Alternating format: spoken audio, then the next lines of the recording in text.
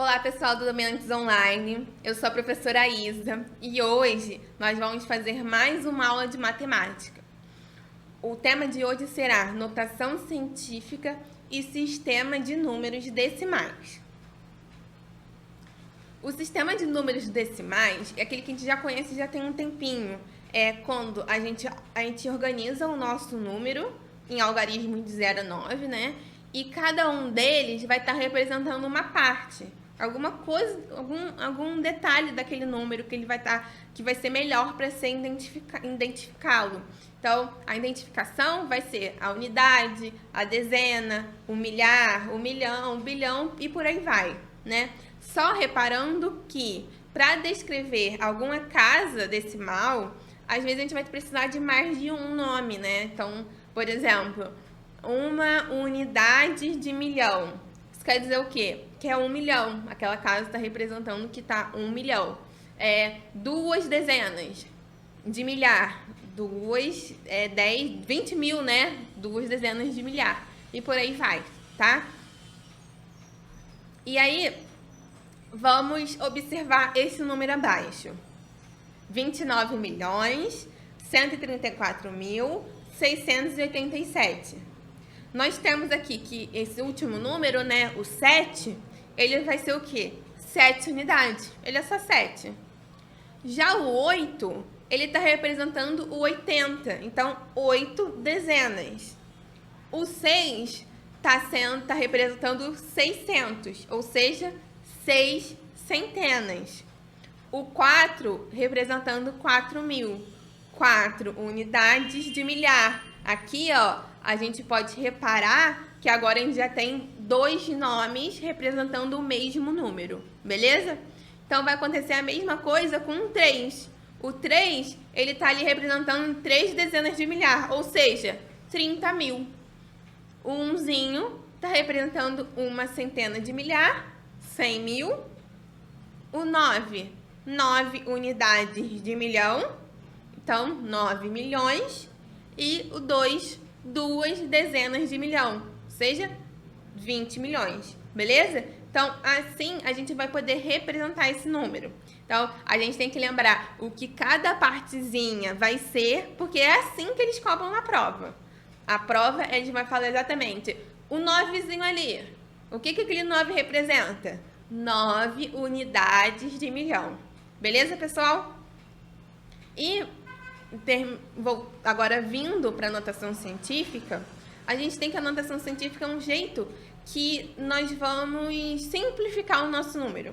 Existem números que são muito grandes e às vezes para representá-lo fica melhor escrevermos em forma de notação científica.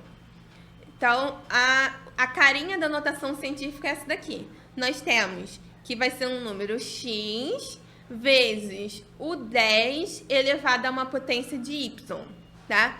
Então, por exemplo, 2,3 vezes 10 elevado a 2 é uma notação científica. E por aí vai, tá? E aí, uma coisa que é sempre bom te lembrar é que esse valor de x, ele vai ter que estar compreendido entre 1 e 10. Sendo que ele tem que ser menor que 10, né? Então, não pode ser um número igual a 10. Tem sempre 9,99999. Pode representar por 9,9. Beleza? Então, lembrando sempre, então, x compreendido entre 1 e 10. Então, seguinte. Vamos lá, um exemplo de notação científica.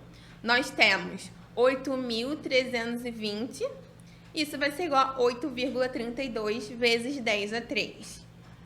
Mas, se eu colocar 0,45, 4,5 vezes 10 a menos 1. Mas, por exemplo, 10.240, se eu representar por 10,24 vezes 10 a 3, isso vai estar errado. Por quê? 10,24 é maior que 10. E esse valor, né, o que a gente chamou de x, tem que ser menor do que 10. Beleza, pessoal? Então, vamos ver agora como que a gente vai fazer essa questão de andar com a vírgula melhor. montando, então, uma notação científica. Toda casa que a gente vai andar para a esquerda com a vírgula, né? A gente vai acrescentar um valor à potência, uma unidade. Então, o nosso exemplo lá, 8.320. Nós temos o seguinte, olha, como ele não é um número com vírgula, né? A vírgula vai estar bem representada aqui antes do zero, né? 8.320,0, né? Então, a gente vai começar a andar com essa vírgula. Olha, andei uma casa com a vírgula, acrescentei um lá, uma unidade. Andei de novo, mais outra unidade. Andei de novo, uma terceira unidade. Ou seja, andei 3 unidades com a vírgula. Ou seja, eu vou ter o 10 elevado à terceira potência. Então, eu vou ter 8,32 vezes 10 a 3. Isa, eu poderia andar só 2? Não poderia. Por quê? Ficaria 83,2. Ou seja, 83 maior que 10. Então, nossa notação científica estaria errada. Beleza? Então, essa daqui a gente montou com o elevado da potência tornando-se positivo. Agora, nós vamos ver essa potência ficando negativa. Então, toda vez que a gente andar para a direita, com a vírgula, a gente vai diminuir uma unidade lá em cima. Então, exemplo, 0,034. Olha, a minha vírgula está aqui e eu preciso andar para a direita, de modo que esse número aqui fique entre 1 e 10. Então, ó, a vírgula está aqui, andei uma unidade, diminuir lá em cima, 1 menos 1. Andei mais uma, diminuir outra unidade, menos 2. Ou seja, vai ficar 3,4.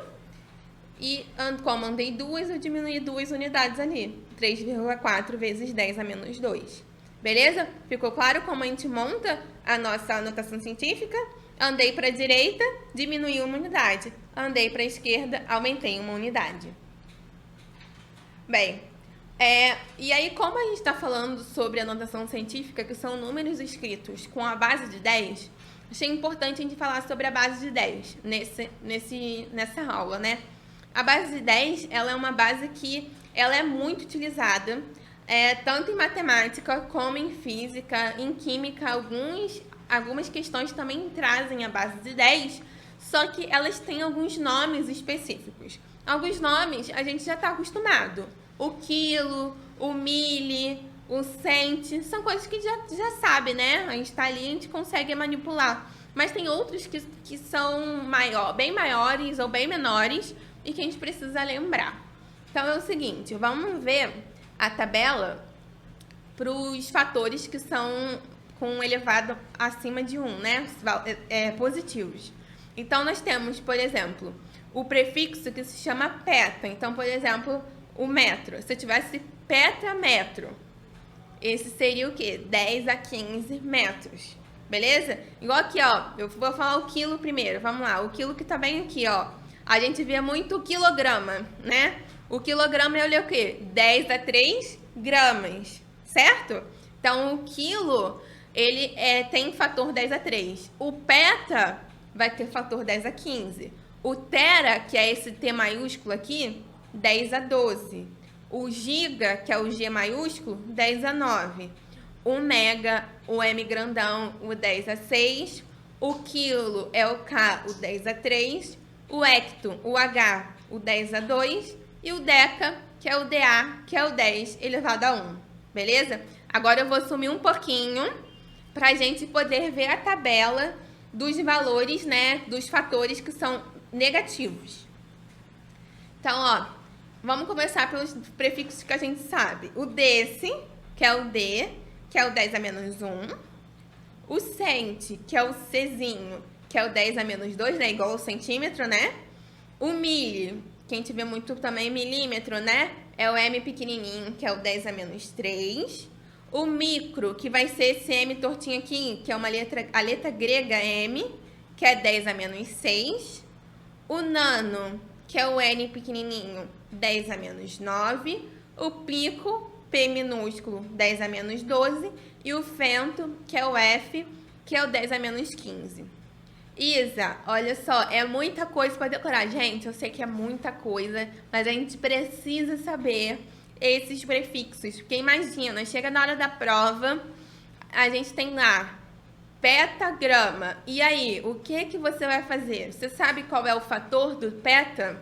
Se você não souber o fator do peta, não tem como a gente resolver a questão.